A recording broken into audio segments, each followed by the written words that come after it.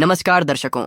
आज 13 जुलाई 2025 है और हम लेकर आए हैं आपके लिए दिन की सबसे ताज़ा और महत्वपूर्ण खबरें। लेकिन सबसे पहले आइए एक नज़र डालते हैं इतिहास के पन्नों पर। आज ही के दिन 1987 में भारत ने अपना पहला स्वदेशी उपग्रह आर्यभट्ट अंतरिक्ष में भेजा था, जिसने दुनिया को हमारी तकनीकी ताकत का लोहा मनवाया। तो चलिए अब शुरू करते हैं आज की खबरों का सिलसिला, जो आपके दिलों में उत्साह और जागरूकता का संचार करेगा। आज की पहली खबर उत्तर प्रदेश से, जहां योगी सरकार ने गौवंश संरक्षण और किसानों की समृद्धि के लिए एक बड़ा कदम उठाया है। गौ सेवा आयोग अब गायों की नस्ल सुधार के साथ साथ पशुपालकों को प्रशिक्षण दे रहा है। यह कदम न केवल किसानों की आय बढ़ाएगा, बल्कि दूध उत्पादन में भी क्रांति लाएगा। इस पहल के तहत उन्नत तकनीकों और वैज्ञानिक तरीकों से गायों की देखभाल होगी। लेकिन सवाल यह है, क्या यह योजना ग्रामीण अर्थव्यवस्था को नई ऊंचाइयों तक ले जाएगी? सरकार का दावा है कि इससे लाखों किसानों को लाभ होगा। समय बताएगा इसका असर, लेकिन यह कदम निश्चित रूप से उम्मीद की किरण जगाता है। अब चलते हैं एक और महत्वपूर्ण खबर की ओर, जो सामाजिक एकता की मिसाल पेश करती है। उत्तर प्रदेश के मुख्यमंत्री योगी आदित्यनाथ ने हिंदू और सिख समुदायों को एकजुट रहने की सलाह दी है। उन्होंने कहा कि कुछ ताकतें हमें बांटने की कोशिश कर रही हैं, लेकिन हमें सावधान रहना होगा। ये बयान ऐसे समय में आया है जब सामाजिक सद्भाव को मजबूत करने की जरूरत है। योगी ने कहा कि एकता ही हमारी ताकत है और इसे कोई कमजोर नहीं कर सकता। क्या यह संदेश समाज में नई जागरूकता लाएगा? यह देखना होगा। दर्शकों, अब एक ऐसी खबर जो पर्यटन के शौकीनों के लिए खुशखबरी है। उत्तर प्रदेश में धार्मिक पर्यटन को बढ़ावा देने के लिए सरकार ने कमर कस ली है। साल 2023 में भारत ने 1,88,00,000 विदेशी पर्यटकों का स्वागत किया और उत्तर प्रदेश इसमें अग्रणी रहा। अयोध्या, काशी और मथुरा जैसे स्थानों ने दुनिया भर के पर्यटकों को आकर्षित किया। सरकार अब और बेहतर सुविधाएं देने की योजना बना रही है। क्या यह उत्तर प्रदेश को वैश्विक पर्यटन का केंद्र बनाएगा? यह खबर निश्चित रूप से गर्व का एहसास कराती है। अब एक ऐसी खबर जो शिक्षा के क्षेत्र में नया बदलाव ला सकती है। उत्तर प्रदेश सरकार ने स्कूलों को मर्ज करने की योजना शुरू की है, जिसे स्कूल पेयरिंग मॉडल कहा जा रहा है। इस मॉडल के तहत छोटे स्कूलों को बड़े स्कूलों के साथ जोड़ा जाएगा, ताकि संसाधनों का बेहतर उपयोग हो सके। लेकिन विपक्ष का कहना है कि इससे ग्रामीण क्षेत्रों में शिक्षा पर असर पड़ सकता है। सरकार का दावा है कि यह कदम बच्चों को बेहतर सुविधाएं देगा। क्या यह योजना शिक्षा के स्तर को ऊंचा उठाएगी या नई चुनौतियां लाएगी? यह समय बताएगा। चलते हैं अब उन्नाव की ओर, जहां सड़कों का जाल बिछने जा रहा है। लोक निर्माण विभाग ने 158 करोड़ रुपए की लागत से 159 सड़कों के निर्माण का प्रस्ताव सरकार को सौंपा है। यह प्रोजेक्ट ग्रामीण क्षेत्रों को शहरों से जोड़ेगा और व्यापार को बढ़ावा देगा। गांवों में रहने वालों के लिए यह राहत की सांस है। लेकिन क्या यह प्रोजेक्ट समय पर पूरा होगा? यह सवाल सभी के मन में है। अब एक ऐसी खबर जो रोजगार के अवसरों को बढ़ाने वाली है। वाराणसी में केंद्रीय मंत्री अनुप्रिया पटेल ने रोजगार मेले में नियुक्ति पत्र बांटे। सैकड़ों युवाओं को इस मेले के जरिए नौकरियां मिलीं और यह सिलसिला आगे भी जारी रहेगा। अनुप्रिया ने कहा कि सरकार युवाओं के भविष्य को संवारने के लिए प्रतिबद्ध है। यह खबर उन युवाओं के लिए प्रेरणा है जो अपने सपनों को सच करना चाहते हैं। क्या यह पहल बेरोजगारी को कम करेगी? उम्मीद की किरण तो दिख रही है। अब एक ऐसी खबर जो सामाजिक मुद्दों पर गहरी चोट करती है। इलाहाबाद हाई कोर्ट में जमीयत उलेमा ए हिंद ने मॉब लिंचिंग को रोकने के लिए सुप्रीम कोर्ट के निर्देशों को लागू करने की मांग की है।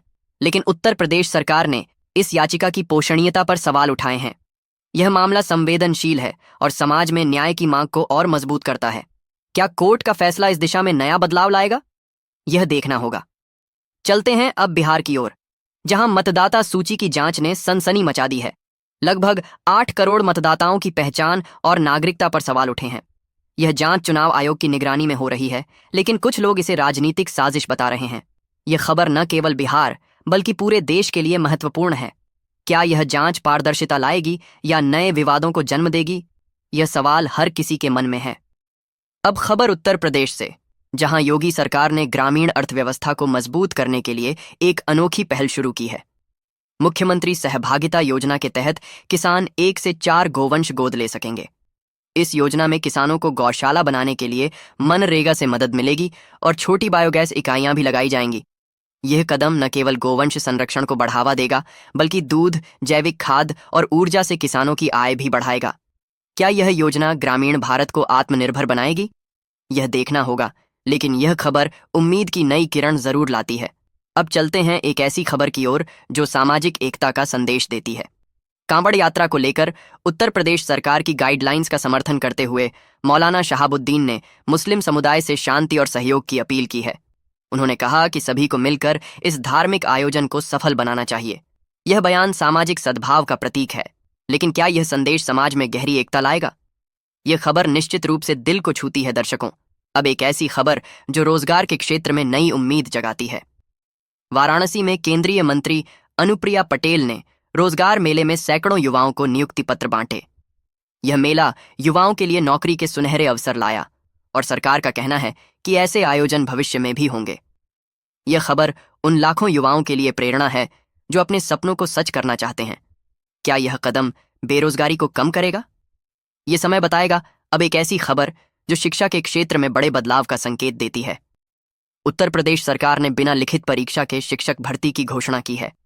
इस नई योजना के तहत हजारों रिक्तियों को भरा जाएगा, जिससे शिक्षकों की कमी दूर होगी। लेकिन विपक्ष का कहना है कि यह प्रक्रिया पारदर्शिता पर सवाल उठाती है। क्या यह कदम शिक्षा के स्तर को बेहतर बनाएगा? यह खबर निश्चित रूप से चर्चा का विषय है। चलते हैं अब बिहार की ओर, जहां मतदाता सूची की जांच ने बड़ा विवाद खड़ा कर दिया है। लगभग 8 करोड़ मतदाताओं की पहचान और नागरिकता पर सवाल उठे हैं। चुनाव आयोग की इस जांच को कुछ लोग राजनीतिक साजिश बता रहे हैं, जबकि आयोग का कहना है कि यह पारदर्शिता के लिए जरूरी है। यह खबर न केवल बिहार बल्कि पूरे देश के लिए अहम है। क्या यह जांच लोकतंत्र को मजबूत करेगी? यह सवाल हर किसी के मन में है। अब एक ऐसी खबर जो पूरे देश के लिए गर्व का क्षण है। प्रधानमंत्री नरेंद्र मोदी ने 51,000 उम्मीदवारों को वर्चुअल नियुक्ति पत्र बांटे। यह कदम युवाओं को सरकारी नौकरियों से जोड़ने की दिशा में एक बड़ा प्रयास है। पीएम ने कहा कि यह नौकरियां देश की प्रगति में योगदान देंगी। यह खबर युवाओं में नया जोश भरती है। क्या यह पहल रोजगार के नए द्वार खोलेगी? यह देखना होगा। चलते हैं आगरा की ओर, जहां रोजगार मेला युवाओं के लिए सुनहरा अवसर लाया है। इस मेले में 35,000 रुपये तक की सैलरी वाली नौकरियां दी जा रही हैं।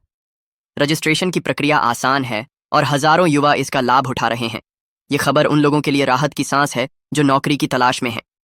क्या यह मेला बेरोजगारी की समस्या को कम करेगा? यह उम्मीद की किरण जरूर है। अब एक ऐसी खबर जो शिक्षा और रोजगार के क्षेत्र में नया अवसर लाती है। नवोदय विद्यालय समिति ने 2025 के लिए नई रिक्तियां जारी की हैं। यह भर्तियां शिक्षकों और अन्य कर्मचारियों के लिए हैं जो शिक्षा के क्षेत्र में योगदान देना चाहते हैं। यह खबर उन लोगों के लिए प्रेरणा है जो शिक्षा के जरिए समाज को बदलना चाहते हैं। क्या यह भर्तियां शिक्षा के स्तर को और ऊंचा करेंगी? यह देखना होगा। अब एक ऐसी खबर जो उत्तर प्रदेश की शिक्षा व्यवस्था में बदलाव की बात करती है। स्कूल पेयरिंग मॉडल के तहत छोटे स्कूलों को बड़े स्कूलों के साथ जोड़ा जा रहा है। सरकार का दावा है कि इससे संसाधनों का बेहतर उपयोग होगा, लेकिन विपक्ष इसे ग्रामीण शिक्षा के लिए नुकसानदायक बता रहा है। यह योजना बच्चों के भविष्य को कैसे प्रभावित करेगी?